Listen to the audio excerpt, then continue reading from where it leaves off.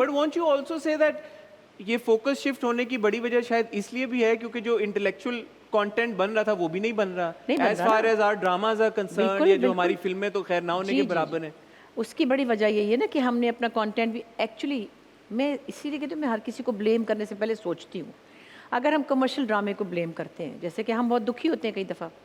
देखिए पीटीवी होता था एक चैनल, जी और जैसे हसीना मोइन थी, अल्लाह उनको जन्नत नसीब करे, या और बड़े राइटर्स थे, तो वो 1-2 साल के बाद एक लिखते थे और वो सोचते थे, और 13 से 26 किस्तें होती थी। जी कभी 26 होती थी, कभी 13 होती थी, जी और 2 साल तक उनके पिछले प्ले का की गूंज चलती रहती जी थी, क्योंकि वो एक ही चैनल था।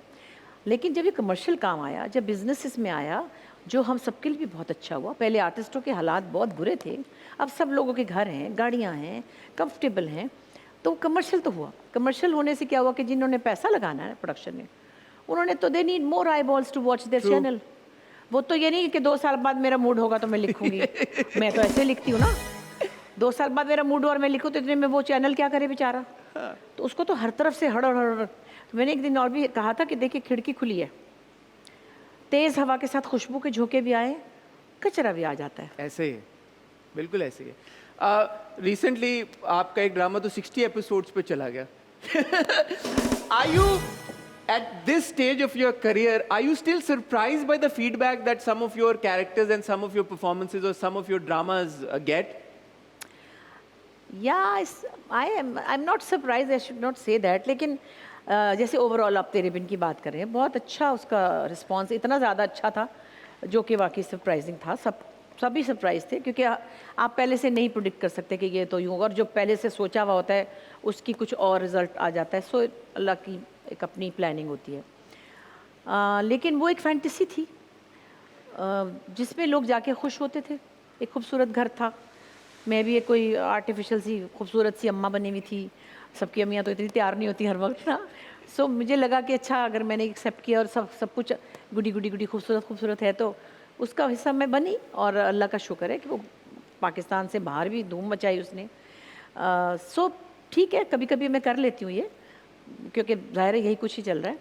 लेकिन it's not shocking, it's not surprising. मुझे नज़र आ रहा होता है कि ये कमर्शियल काम है, और ये बट मैग्नीट्यूड में फर्क नहीं आ जाता? माशाल्लाह इतने आप प्रोजेक्ट्स करती रहती हैं ना। बस। मैं क्योंकि मैंने बुशा जी एक चीज़ नोटिस की दैट तेरे बिन की स्पेसिफिकली अगर मैं बात करूं, it tapped on to the audience जिनको शायद आपका भी नहीं पता था। पाकिस्तानी ड्रामो और इंडस्ट्री का तो खैर है, but you being such an icon, so when they found out your clips from you know 50-50 और your previous work, they were like oh my God, माँ बेगम, ये माँ बेगम के, तो उनके लिए भी बड़ी शॉकिंग थी। तो हमारे ड्रामे की और हमारे कंटेंट की माशाल्लाह अब इतनी रीच हो गई है कि अगेन उसको एज अ टूल अगर हम इस्तेमाल करें और सही से इस्तेमाल हाँ, करें, तो देयर इज नो रीजन कि वाई। मैं यही तो कहती हूँ कि हमने अब उनको हुक तो कर लिया है ऑडियंस को, तो हम उनको बीच बीच में कुछ कुछ थोड़ा सा ऐसा ड्रामा भी दिखाएं जिसके कंटेंट में वेट हो। और अब मैं ये भी कहती हूँ कि हमें सबको, राइटर्स को भी, डायरेक्टर्स को, एक्टर्स को पैसे मिलते हैं, तो मिला जुला काम हम अगर हाँ, करें तो आहिस्ता आहिस्ता हम लोगों को एजुकेट भी कर सकेंगे। कुछ ना कुछ उसमें मकसद होना चाहिए। बुशा जी, वाइल ग्रोइंग अप आपका कोई निकनेम था? है, अभी है? तक है, सब बुलाते हैं क्या उस, है बताए ना। सारे बच्चे, फैमिली, दोस्त। मेरा निकनेम है Gopi. Gopi, P with a P? Hindu नाम है। अच्छा, हाँ, वह इसका कोई बैकग्राउंड मुझे। मेरे अब्बा को लगता था, वो कहते मैं बस, मैं तुम्हारा कृष्णा, तुम मेरी गोपी, ऐसे प्यार से कहते थे। तो बचपन से मुझे गोपी कहते हैं, सारी फैमिली गोपी, बच्चे भी गोपी खाला कहते हैं, मेरी बहनों के बच्चे, और कज़न्स भी गोपी कहते हैं, और मेरे फ्रेंड्स भी गोपी कहते हैं। तो मेरे मोस्टली मेरे इंडियन फ्रेंड्स बड़े खुश होते हैं, एक गोपी नाम है। एंड माशाल्लाह आपकी मैंने देखा है कि यू वेरी सोशल। आपके दोस्त अभी भी माशाल्लाह यू एवरीवेयर, और आपकी बड़े ज़बरदस्त एक बॉन्डिंग है even with your colleagues and को स्टार्स बिल्कुल। इंडस्ट्री के, चाहे छोटे हों बड़े हों। मुझे ये पता चला आपने शादियां भी काफ़ी सारी लोगों की करवाई हुई हैं, ये बात सच है? अदनान सिद्दीकी की शादी में आपका इंपॉर्टेंट रोल नहीं, था? वो बद्दो ने किया था काम, अच्छा। बदर खलील ने। अच्छा। लेकिन वो उनकी जो वाइफ है पलवशा, अब नाम बदल लिया उसने, ज़हरा, वो she is like a nice to me. वो उनकी मदर हुमैरा ज़हीर भी बड़ी आर्टिस्ट थी, अब तो आप काम नहीं करें। तो मैं और वो बचपन में चाइल्ड स्टार्स होते थे। फिर उनके जो अदनान के ससुर ज़हीर खान साहब, वो बहुत बड़े पीटीवी के डायरेक्टर थे। सो हमारी फैमिली टर्म्स बहुत ज़्यादा हैं, तो उस शादी में ज़ाहिर है हम खुश तो थे बहुत, लेकिन उसमें आइडिया बदर खलील का था, अच्छा, क्योंकि अदनान शायद उस दिनों में शादी का कोई मूड था उनका, तो बद्दों ने कहा कि वो हुमैरा की बेटियाँ इतनी प्यारी हैं, तो वो माशाल्लाह उसमें हो गई। But you are also very like मुझे पता है फॉर अ फैक्ट कि जो यंगर लॉट है जो आपके साथ काम करो था, आप उनको बड़ा अच्छे मशवरे देती हैं परफॉर्मेंस को लेके। हाँ, ये भी हमेशा से आपने क्योंकि एक्सपीरियंस किया खुद अपने करियर में, तो पास ऑन कर रही हैं। देखिए हमें भी तो इतना कुछ मिला।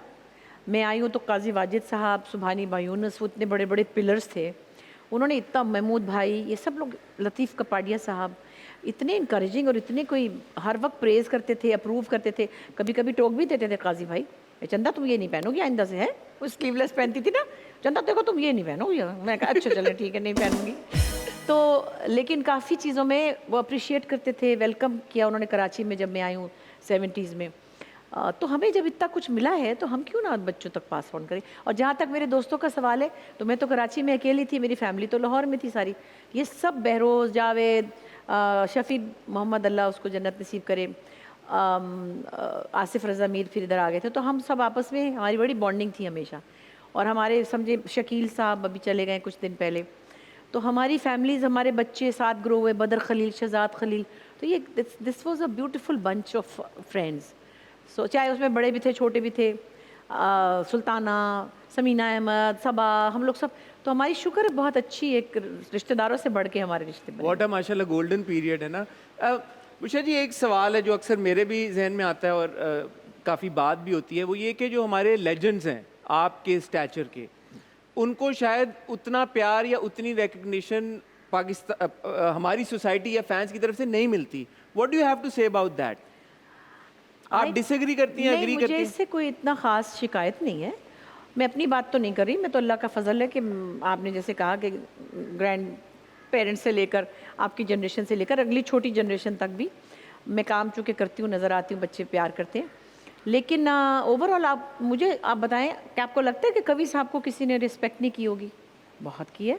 सारे बच्चे, इंडस्ट्री के बच्चे उनके पैर ही नहीं छोड़ते थे, वो थे इतने प्यारे। काजी वाजिद साहब की, या किसी की, शकील साहब, ज़िया शकील साहब। साहब की, ज़िया मोहिउद्दीन साहब तो खैर अल्टीमेट थे, या जावेद की, किसी की वैल्यू में या रिस्पेक्ट में कोई कमी नहीं है। जो उनको लोगों की तरफ से भी प्यार मिलता है, मुझे नहीं लगता कि किसी की कोई शिकायत मैंने सुनी। आपने कभी सुनी? आबिद अली भाई की कभी सुनी थी? वो भी चले गए कि मुझे लोगों ने मेरी तरफ तवज्जो नहीं की या मुझे गवर्नमेंट ने कुछ, सबको अल्लाह ने इज़्ज़त भी दी, रिस्पेक्ट भी थी और लोगों का प्यार भी मिला और अवार्ड्स भी मिले। कवि साहब को सितारे इम्तियाज़, प्रेसिडेंट अवार्ड, निशान इम्तियाज़, तो ये तो मुझे